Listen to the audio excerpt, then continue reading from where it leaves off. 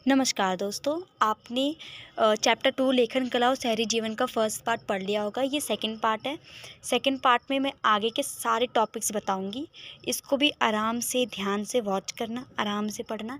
काफ़ी अच्छी वीडियो है, आपके लिए हेल्पफुल है। इस वीडियो में मैं मारी और सबकी चीज़ों के बारे में चर्चा कर चुकी हूँ। आप इसे आराम से पढ़िए, एंजॉय करिए। हिस्ट्री के सेकंड चैप्टर का ये पार्ट 2 है। इसके अंतर्गत बहुत सारे टॉपिक्स को क्लियर करेंगे। सबसे पहला टॉपिक जो है वो लेखन कला है। लेखन कला का विकास, किस प्रकार से लेखन कला का विकास हुआ था, इसके बारे में जानकारी लेते हैं। प्रत्येक समाज की अपनी एक भाषा होती है और वो अपनी इस भाषा को मौखिक और लिखित दोनों में ही प्रकट करता है। एक भाषा होती है जिसके द्वारा वह अपना विचार विमर्श दूसरे के सामने प्रकट कर पाते हैं और ये मौखिक और लिखित दोनों ही तरीके से किया जाता है। अब लेखन कला की आवश्यकता ही क्यों पड़ी, ये भी एक प्रश्न उठकर आता है कि लेखन कला की आवश्यकता क्यों पड़ती थी और किस लिए पड़ती थी। लेखन कला का जो कार्य था वो तभी से शुरू हो चुका था जब मेसोपोटामिया की सभ्यता का विकास हुआ था। लेखन कार्य तभी शुरू हुआ होगा जब समाज को अपने लेन देन का हिसाब रखना हो, या फिर शहरी जीवन में आमतौर पर तो बहुत सारे लेन देन चलते रहते हैं, सामान के बदले सामान दिया जाता लिया जाता है। उसके लिए हिसाब रखना ये लेखन कार्य का एक अंग माना जाता है। और शहरी जीवन में लेन देन भिन्न भिन्न समय पर होता आया है। ये लेन देन बहुत लोग करते थे, जिसके कारण इनका हिसाब किताब रखना, व्यापार किस प्रकार से हुआ है, कितना घाटा कितना मुनाफा, इन सब का लेखा जोखा रखना भी लेखन कार्य के अंतर्गत आता है। किलाकार लिपि, मेसोपोटामिया के लोग लेखन कला के सबसे पहले आविष्कार माने जाते हैं। मेसोपोटामिया के लोगों को आविष्कार माना जाता है किसका, लेखन कला का। शुरू में इन्होंने चित्रलिपि का प्रयोग किया, लेकिन चित्रों को बनाना आसान बिल्कुल नहीं था, क्योंकि चित्रों को बनाना काफ़ी ज़्यादा कठिन माना जाता है। वह एक पट्टिकाओं पर लिखा करते थे। पट्टिकाओं को एक मिट्टी होती थी जिसको गूंद कर उसे एक शेप दिया जाता था। उस शेप के अंदर एक कील के द्वारा, जिसे कीलाकार बोलते हैं, उसे कील के द्वारा लिखा जाता था और चित्रों का डिज़ाइन बनाया जाता था, जिसे कीलाकार कहते हैं।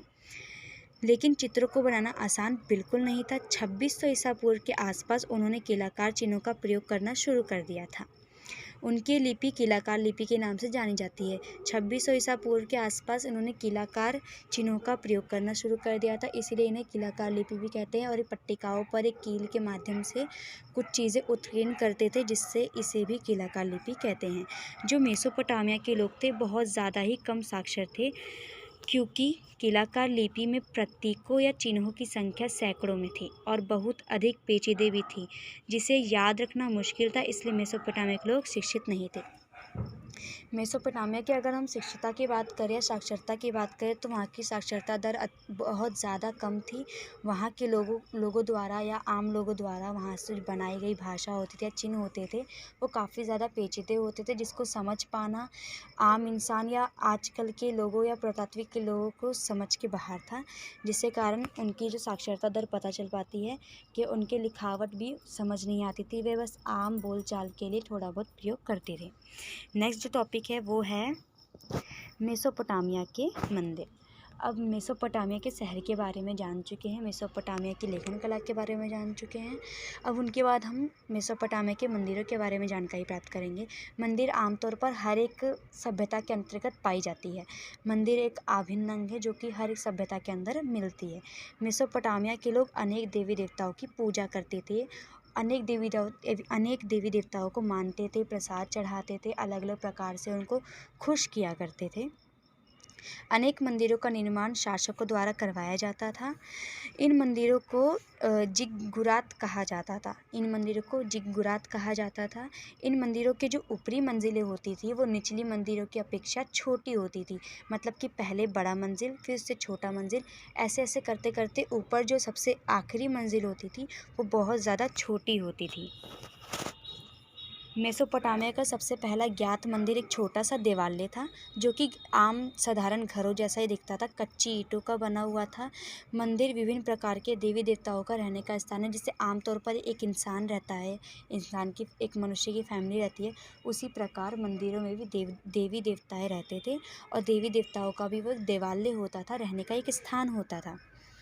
वहाँ पे कुछ देवी देवताएं थे, उनका नाम है, एक का उर है जो चंद्र देवता कहते थे, एक आराध्य थे जो खेतों और मत्स्य और स्थानीय लोगों के देवता माने जाते थे, और एक इन्नाना थी जो प्रेम और युद्ध की देवी मानी जाती थी। 3 देवताओं के नाम बताए गए, पहला उर और जो चंद्र देवता थे, और दूसरा आराध्य जो कि खेती और मत्स्य या मछली पालन या स्थानीय लोगों के जो स्वामी थे। इन्नाना जो प्रेम व युद्ध की देवी मानी जाती थी। शुरू के जो मंदिर हुआ करते थे वो घरों की तरह ही होते थे, और घरों जैसा प्रतीत भी दिलाते थे, क्योंकि भगवान का वो घर होता था और उस मंदिर के अंतर्गत जो पुजारी होता था वो उसी मंदिर के अंदर रहता था।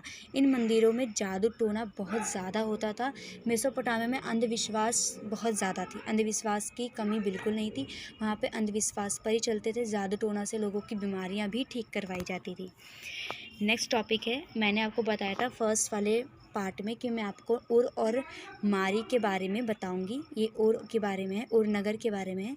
उर नगर उन नगरों में से एक नगर था जहाँ पर सबसे पहले खुदाई की गई थी, और ये खुदाई 1930 के दशक में शुरू हो गई थी। उर नगर में मेसोपोटामिया का जो ये नगर है, ऐसा नगर माना जाता है जहाँ पर साधारणतः घरों की भी खुदाई की गई थी। और कब की गई थी? 1930 के दशक में की गई थी।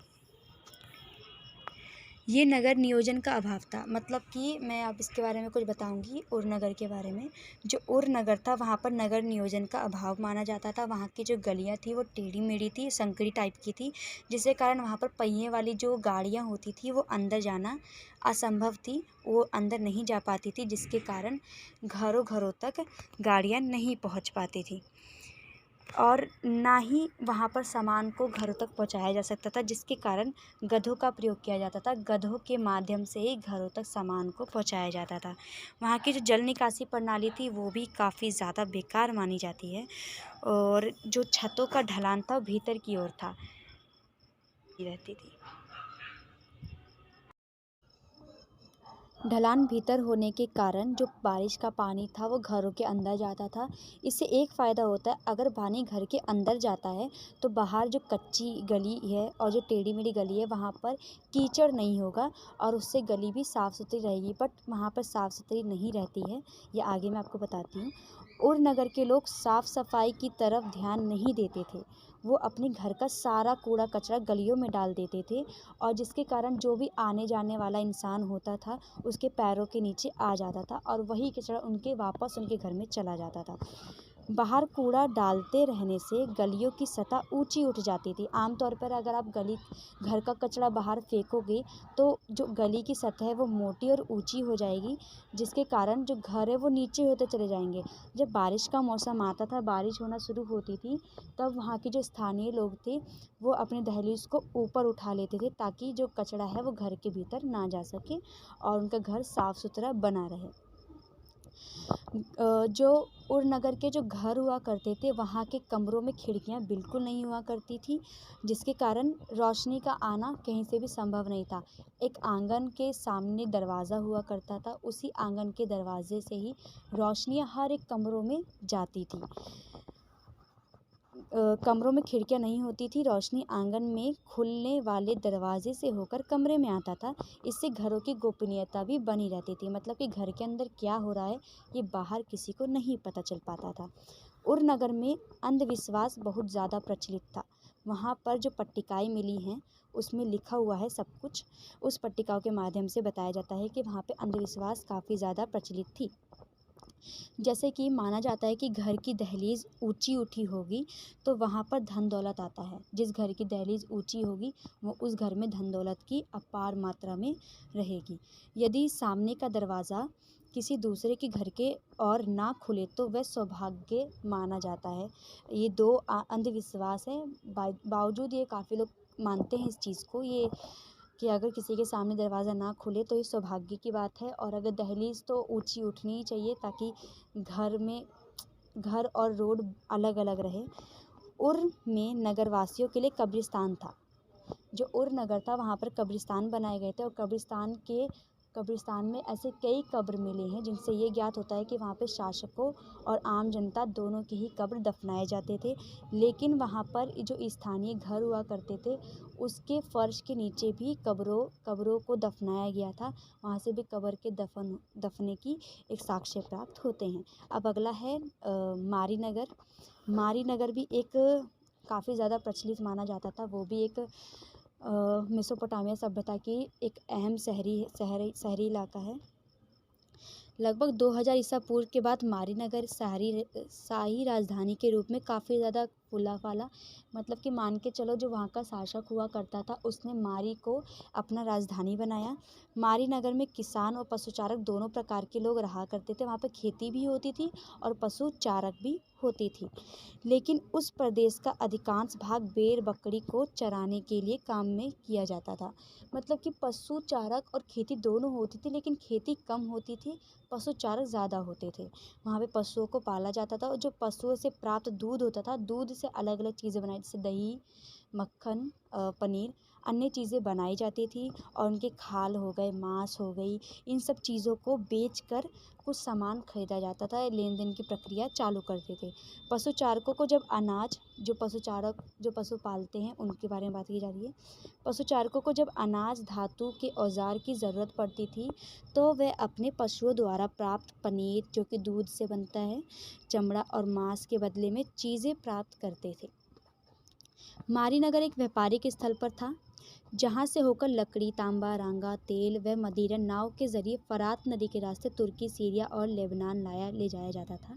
मारीनगर एक ऐसी जगह पे स्थित था जहाँ पर व्यापार किया जाता था, मतलब ट्रांसपोर्ट का किया जाता था। वहाँ पर ये सीरिया, तुर्की, लेबनान में ऐसे देश है जहाँ पे फरात नदी के द्वारा ये सब मटेरियल को लाया और ले जाया जाता था। सामान ले जाने वाली जहाज़ मारी में रुका करती थी। जिस सामान को मारी शहर से गुजरना पड़ता था वो मारी में पहले रुकती थी। वहाँ पर जांच की जाती थी उन सामानों की, उसके बाद उनको आगे भेजा जाता था। सामान ले जाने वाली जहाज़ मारी में रुका करती थी। मारी के अधिकारी लदे हुए माल की जांच करते थे और फिर उसके जांच के पश्चात 10% कर वसूल करते थे और उसके बाद ही मारी से आगे उनको भेजते थे। इससे पता चलता है कि मारी एक नगर व्यापार के लिए समृद्ध मानी जाती है। वहाँ पर नगरीय व्यवस्था काफ़ी ज़्यादा प्रचलित थी। सेकंड चैप्टर ख़त्म होता है। फर्स्ट चैप्टर, सेकंड चैप्टर आपका डन होता है। Keep watching.